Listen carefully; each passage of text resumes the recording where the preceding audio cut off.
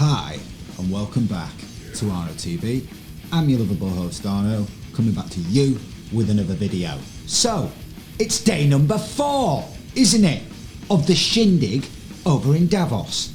And I just wonder what they're going to be talking about over there today. Shall we go have a look and see what they're going on about? So let's go over to the World Economic Forum's website, should I say their YouTube channel, and let's just look at what they're going to be talking about today. Oh, that's interesting, isn't it? Implementing Stakeholder Capitalism in the Middle East and North Africa.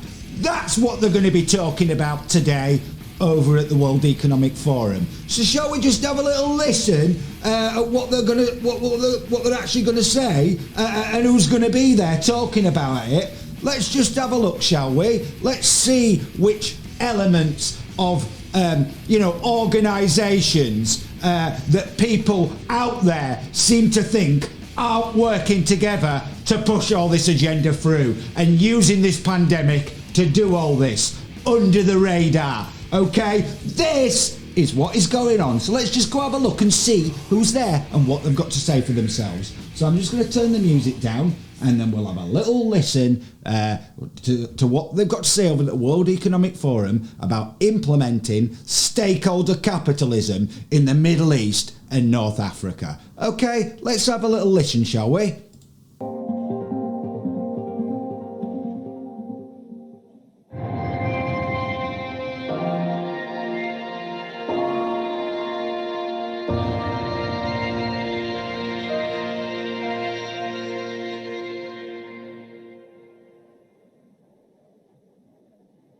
Hello, everybody, and welcome to the World Economic Forum's Davos agenda for 2021. I am Hadley Gamble, CBC's anchor in the Middle East, and I am thrilled to introduce 4 fantastic panelists and Davos regulars who will be today to talk about implementing stakeholder capitalism in the Middle East and North Africa. Now, of course, this is a topic that we cover on a daily basis at CNBC, and all of this against the backdrop of a global pandemic. Lots of worries about the future of growth, the future of economies, and frankly, the future of people. And when you think about this with regards to the MENA region in particular, we're talking about a projected contraction at the moment of over 5% of this region's GDP from last year, which could frankly be. Did you hear that? Hadley Gamble, reporter and anchor of CNBC, is talking about implementing stakeholder capitalism on, CNBC, every day apparently. But the media, stakeholder capitalism, the Great Reset, etc., the Fourth Industrial Revolution, it's all a conspiracy theory. Interesting, isn't it? Prolonged into this year and a lot further along the line. One of the things that we've been talking about, of course, within this idea of stakeholder capitalism is how you make a serious transition from what we've seen in the past in this part of the world, which is, of course, a lack of transparency and a lack of accountability. And we're going to hopefully address that as points with our panelists today. I want to introduce them now. Her Excellency, Rania Al-Mashad, of course, the Minister of International Cooperation from Egypt. Rania, it's wonderful to have you with us on today's program. Alan Bajani, he's, of course, the CEO of Majid Al Futtaim Group, right here in the UAE. Mohammed Jaffer, he's the Chairman and Chief Executive Officer of Kuwaiti Danish Dairy. Thank you so much for joining us, Mohammed. And, of course, Badr Jaffer, he's the CEO of Crescent Enterprises here in the UAE as well. Panelists, welcome. It's fantastic to have you. Now, of course, we have a bit of an interesting program today. Half of this session will be available to the public, and then half of this section will be available for World Economic Forum members and stakeholders. I do want to mention that, of course, this session is associated with WEF's Regional Action Group, and all of the folks that are going to be speaking on these panels today are a part of that group. This is something, of course, that has been very, very dear to WEF's heart in terms of trying to build on what the community can do in terms of the business sector and the public sector to frankly make the world a better place and make businesses accountable for not just shareholders, of course, but the stakeholders as well, and really broaden this out within the 7 principles of stakeholder capitalism. I want to kick off, though, in terms of talking about this. First, with our panelists, Her Excellency, Rania Al-Mashad. Your Excellency, I just want you to walk us through how you see this playing out with regards to the government, frankly, because as we say, transparency, accountability are key avenues and things that in this part of the world, having been out here for the last 12 years, oftentimes they've been, frankly, something that hasn't been addressed. How do you see this playing out with regards to the government? Thank you very much, Hadley. And I also want to commend the Davos and the Regional Action Group because it's been a fantastic way to put together some of the very important principles that all of us have been calling for. Since the beginning of the Regional Action Group meeting together, these 7 principles have been discussed in length. In our case, for the government of Egypt, if we take a look at the work we've been doing during 2020, during the pandemic and before, through our projects that focus on inclusivity, reforming the education system, digitalization, also looking at a green recovery, many of these principles are sort of intertwined in our work. So it was a very nice way to put it formally. And of course, what the pandemic has also taught us is that there's not a single entity, whether it's government by itself, private sector by itself, or citizens and civil society by themselves that have the answer. It's a collective effort, and that's why stakeholder capitalism in its essence is pushing for more collaboration. Everyone has a seat on the table so that we can find solutions to the global problems that affect us on a local basis. So you've heard there, Rania Al-Mashra, who's a minister for Egypt, okay? An international cooperation minister of Egypt, okay? And who's she on there with? Hadley Gamble, CNBC, pushing the World Economic Forum's agenda. You know, one of the media out there that pretend that the Great Reset's not going on, even though they're at the World Economic Forum's annual shindig this year in 2021, and Klaus Schwab, as you know, his motto for this year's annual shindig is the Great Reset. But these media outlets, you know, the Great Reset's a conspiracy theory, isn't it? And now here they are talking about the latest thing, stakeholder capitalism. And who else is on that panel with Hadley Gamble and Rania Al-Mashra? Well, let me tell you who's on there. It's Aidan Benjani, who's the CEO of Majid Al Futtaim Holdings. There's also Mohammed Jafar, who's the CEO of the Kuwaiti Danish dairy company, and there's also Bird Safir, who's the CEO of Crescent Enterprises. And they are 3 companies that have signed up to stakeholder capitalism. You know, 3 of the 62 that's already signed up, they're all there. Do you not see how all this is working? They have all these key people in all these businesses and politicians planted here, there and everywhere to push their agenda through under the guise of this pandemic. So when I've said that these people are all working together, this is exactly what I am talking about, okay? And it's about time that people out there started realising what these people are up to. They are all pushing this agenda, and there's no denying it anymore, because did you notice as well on this, this particular address, they said half of it was going to be, made to the public, but the second half was just for the global stakeholders, the members to the World Economic Forum, who pay hundreds of thousands of dollars a year just to be a member of that club. Okay, so this is who we're talking about, and let's face it, the real decisions are not going to be made on YouTube for the public, are they? They're going to be made behind closed doors, and these people are all going to be there representing each particular key area, whether it's in a business or a politician, that they can push all this agenda through. This is what these people are up to, and there is no denying it. And I might do one just on this. I'll have to decide. But guess who else was at the World Economic Forum yesterday? I wonder who. Bill Gates was over there. So maybe we'll have to do one episode just on him and the World Economic Forum, but they're all there pushing their agenda. Okay, so for everybody out there that still wants to live in clout cuckoo land and pretend that these people are not all working together, they are all working together.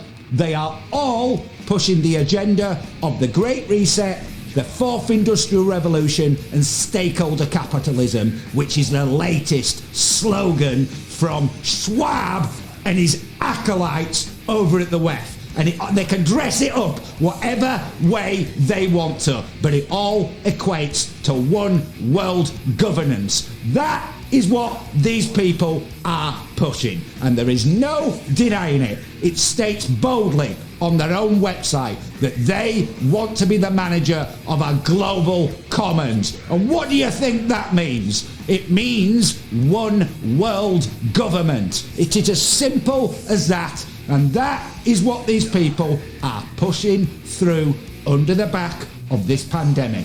And they are all working together. Okay? They're all there. So, this was about the Middle East and North Africa. Okay? So it was mainly Kuwait and Egypt that was represented on that particular, panels that we just watched there.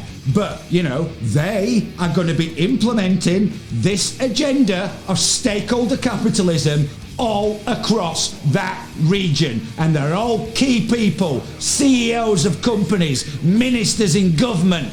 This is who we are dealing with. So when these people talk about stakeholder capitalism, what they're actually talking about, as I've said, as well as in addition to build, as part, should I say, of this multilateral system, that this brand new multilateral system that Klaus Schwab wants to erect, that's fit for the 21st century, as he says, this multilateral system, as part of that, business will be integrated into it, and a key part of that is stakeholder capitalism, because they want to create a brand new version of capitalism that runs exclusively for the benefit of them and them not. That is what these people, these disgusting, despicable, abhorrent people are up to. And there is no denying it anymore, because they're all there, aren't they? So, it's amazing, isn't it, that the media say that anyone who sort of brings this kind of thing up about the Great Reset or Fourth Industrial Revolution or stakeholder capitalism, or wants to put Schwab or any of the rest of them under any kind of scrutiny about what they're doing and put them on the spot on anything, on any policy that they're promoting, then all of a sudden it's a conspiracy. It's a complete conspiracy, even though we have CNBC there. So for anybody that's watching this, any of the North Americans out there that happen to be watching Arno TV, leave some comments. What do you think about one of your news organisations promoting stakeholder capitalism and the Fourth Industrial Revolution and the Great Reset that they deny even is happening? They say it's a conspiracy theory, but then, when they're at Davos, all of a sudden, they're reporting, according to their words, they're reporting about stakeholder capitalism every day on CNBC. So there you go. This is where we are at with this group of people. And this is the trick that they are pulling. And this is how they do it. They do it in the open. It's all done in the open.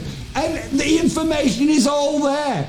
But if anyone dares question any of these people and what they're up to, all of a sudden it's a conspiracy theory. That's very, very, very interesting, isn't it? And it's very interesting that on this panel were 3 CEOs of massive companies in the region that have signed up to stakeholder capitalism and are pushing Klaus Schwab's agenda. Very, very, very interesting, isn't it? Okay, so if you've enjoyed this video and you want to see more, then please like and subscribe to the channel.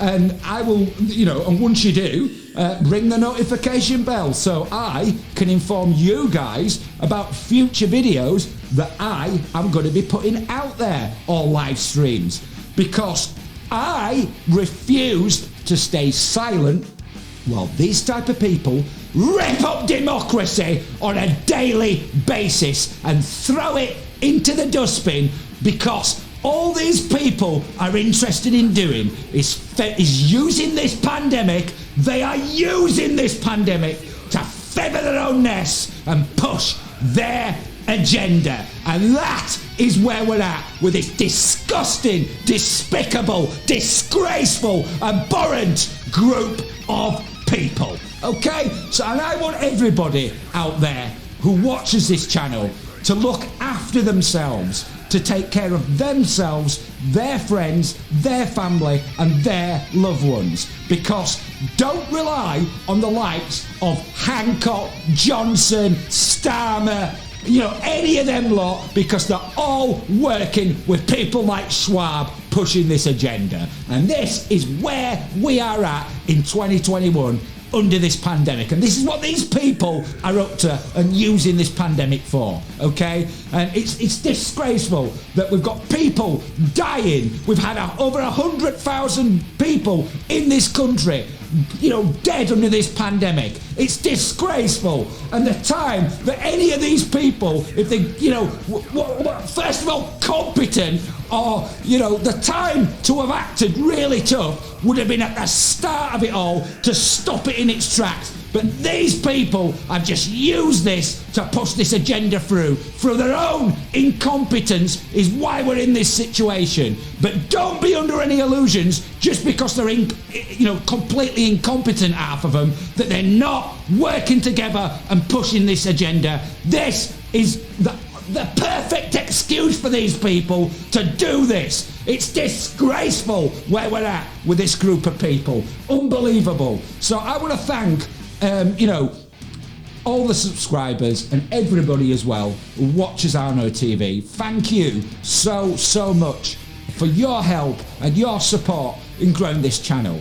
And if you can share it with other people, fantastic. If you don't want to do that and you just want to watch it, no problem. But thank you anyway for being here and supporting this channel, full stop.